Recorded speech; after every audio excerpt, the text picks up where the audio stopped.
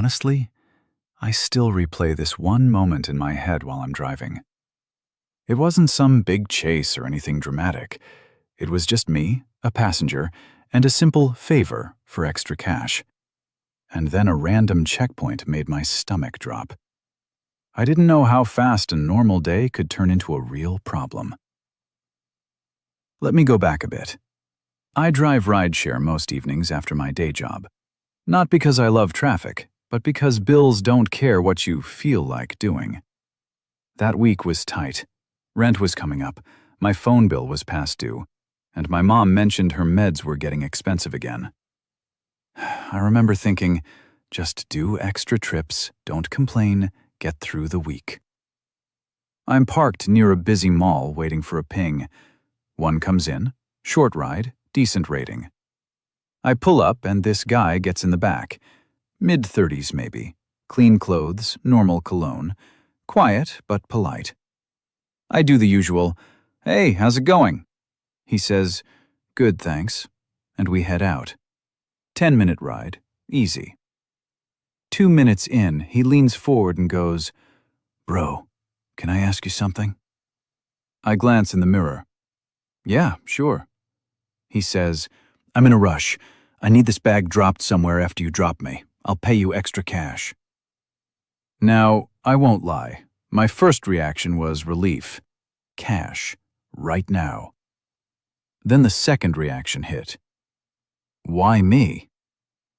Because when someone wants something off app, it's either harmless or it's something they don't want recorded.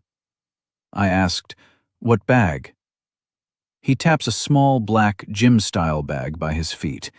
Not huge, not heavy-looking, nothing obvious. He goes, "It's just stuff for my cousin. He forgot it. I can't go myself. I'll send you the location, 5 minutes away." Then he names a number that made me pause. It wasn't life-changing money, but that week, it mattered. I tried to keep my voice normal. "Why can't your cousin get it?" He shrugs. "He's stuck at work. Look, I'm not asking you to open it. Just drop it, get paid, done." At the time, I told myself a story. He seems normal, it's nearby, and people deliver things all the time. I kept thinking of my mom's meds, and I kept thinking, if I say no, I'm turning down easy money for a fear that might be nothing. But I also felt that slow squeeze in my chest, like my brain was arguing with itself. I asked one more thing. "What's in it?" He smiles, not friendly exactly. "Nothing crazy, just personal stuff. Please." I said, "All right." And even as the word came out, I hated how quick it sounded. We get to his drop-off. He hands me the cash folded tight. Then he says, "I'll text you the address. Just leave it at the gate. Don't talk to anyone." That line, "Don't talk to anyone," that's when my stomach went hollow. I sat for a second after he got out. Cash in my hand, bag on my passenger seat. I looked at it like it might suddenly explain itself. I could have driven away and pretended this never happened, but I didn't. I started the car and followed the pin he sent.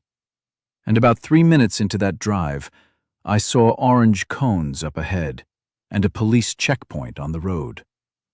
As soon as I saw the cones, my hands tightened on the steering wheel. It wasn't even a dramatic scene, just a regular roadblock. Officers standing under streetlights, cars moving slowly one by one, windows down, quick questions, move along. But that bag on my passenger seat suddenly felt louder than the engine.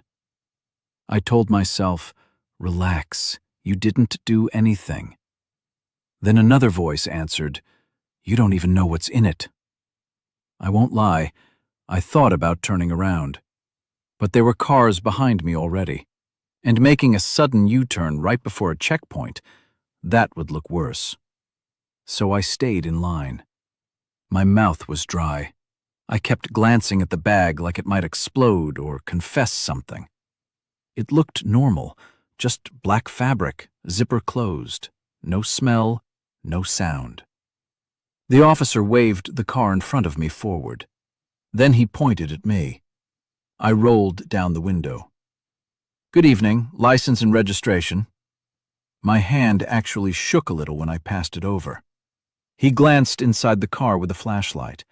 Back seat, floor, passenger seat. The light stopped on the bag. "What's that?" I felt my brain scrambling for something solid. "Just a bag I'm dropping off." "Dropping off where?" I showed him the GPS. "It's just nearby." He didn't look convinced. "Is it yours?"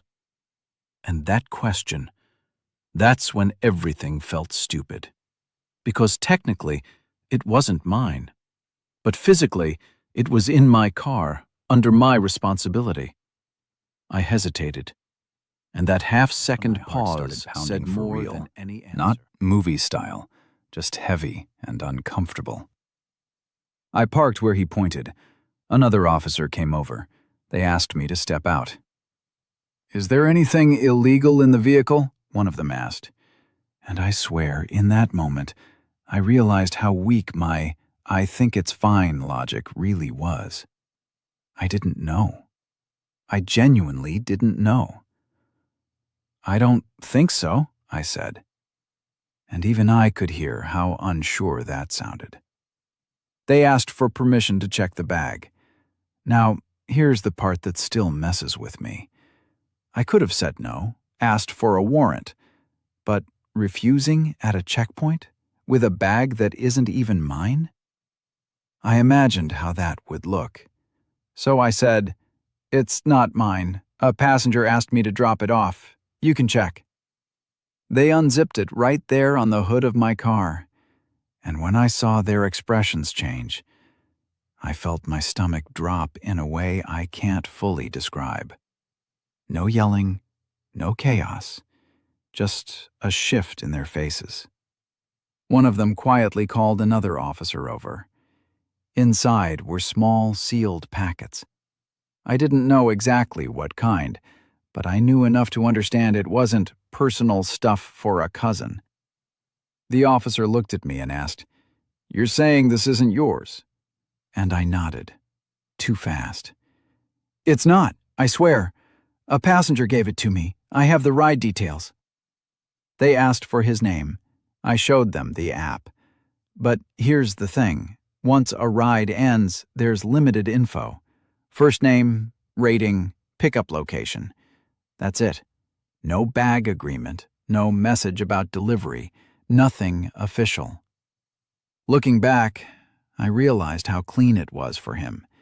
Cash off app, verbal request, no written proof. To them, I was just a driver with illegal items in my car.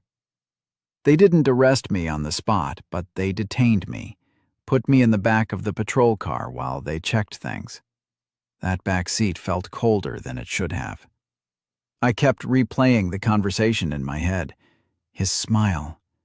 Don't talk to anyone. The way I ignored that feeling in my chest.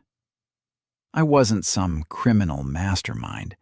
I was just a tired guy trying to make extra money. But standing there, watching them go through my car, I understood something uncomfortable. Intent doesn't erase consequence. After a long hour of questions, checking my app history, confirming I was actively driving rides before that pickup, they finally let me go. They kept the bag, obviously, took my statement, said they'd follow up. I drove home in silence. No music, no more rides. Just me and this heavy awareness sitting next to me where the bag had been.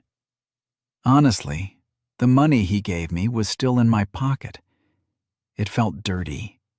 I ended up handing it over to the officer before I left. For days after that, I kept thinking about how close that came to completely changing my life.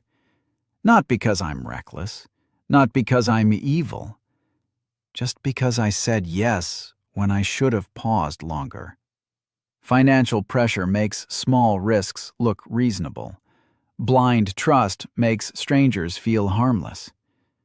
But the consequences? They don't care what you meant to do. And now, whenever someone asks for just a small favor off the app, I don't even think about the cash anymore. I think about that checkpoint and how fast normal can turn into something